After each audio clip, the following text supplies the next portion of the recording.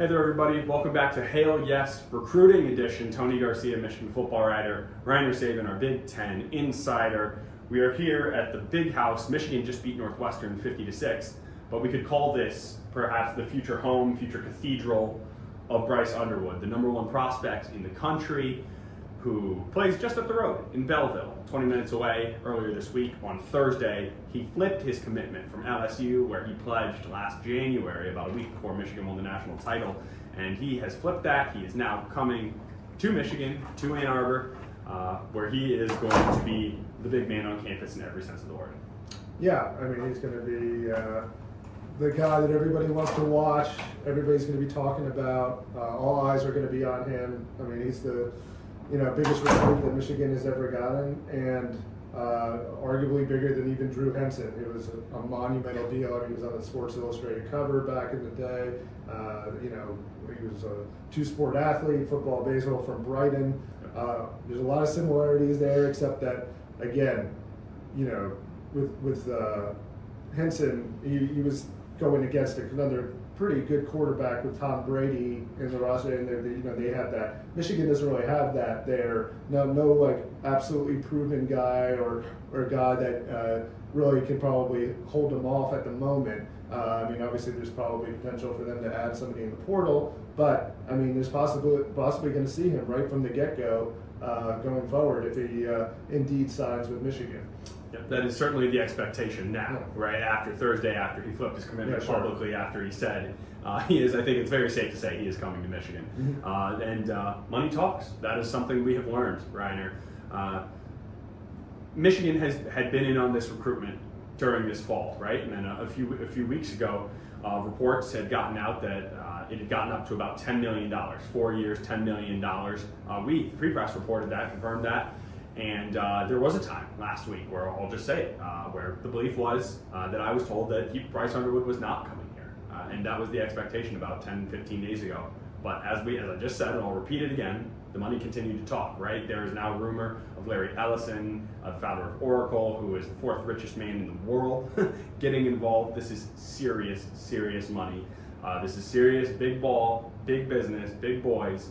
And right, wrong, indifferent, whatever your view on it, people in and around Ann Arbor have been begging Michigan to get involved in NIL and in this way, and this is the bit. I mean, there is no bigger, there is no more. This is am I wrong? Or do you agree? I mean, this is as much as you can do. And now the momentum, right, Reiner? I mean, you got 5 stars pledged to Alabama, Georgia, USC, that might be flipping. The ball is rolling, it seems. Yeah, I mean, obviously, when you get a quarterback like of that caliber, I mean, people are probably going to want to play with him, and so there's an attraction level there just by dint of him coming aboard. The other thing, it does change the perception of Sherrone Moore's tenure. I mean, it's not been a good season, first season. I mean, it's a huge come down from the national championship that they've experienced. I mean, they're 6-5, just attained bowl eligibility. Could easily finish 6-6 if they lose to Ohio State, and that's not a season that you expect at Michigan, let alone coming off a national championship. So there's a lot of heat on Sherrone Moore. There's even more heat on Kirk Campbell, the offensive coordinator. Who knows what the future holds for the rest of the staff, but for Sherrone Moore, getting Bryce Underwood makes a total difference and changes the optics of his tenure, and now people are like, okay, we'll wait and see, and let's see this thing kind of develop on when you got a real quarterback in the fold, because they didn't really have that this year. I mean, they botched that the whole last off season. Now they have the guy, so now it's kind of, okay, you've got your guy, let's see what you can do with him. If you really want a glass half full this, right? I mean, you could, and you want a silver line this season, you could almost say maybe you needed a bottoming out like this to get everybody on board, to say we can never, ever have this happen again, right? And so maybe if you want to look at it that way, but the fact of the matter, they shouldn't have been in this place. And also, I want to caution just a little, or suggest a little bit of caution.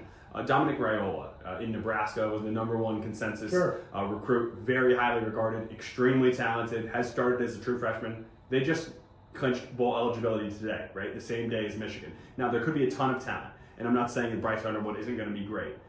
He's 18 or will be when he plays, right? There's a huge learning curve. They're going to have to go to Norman. They're going to have to play Ohio State. They're going to have to play, I think they go to Oregon as well, right? I mean, it's another tough year. It's another tough schedule. So there are no guarantees, but there's nothing you can ask more. Everybody wants the number one recruit. Everybody wants the best player.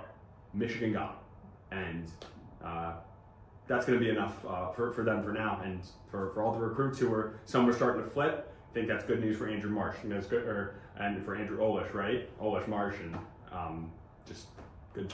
Yeah, I mean, it's a huge boost to Michigan and the perception of Michigan going forward.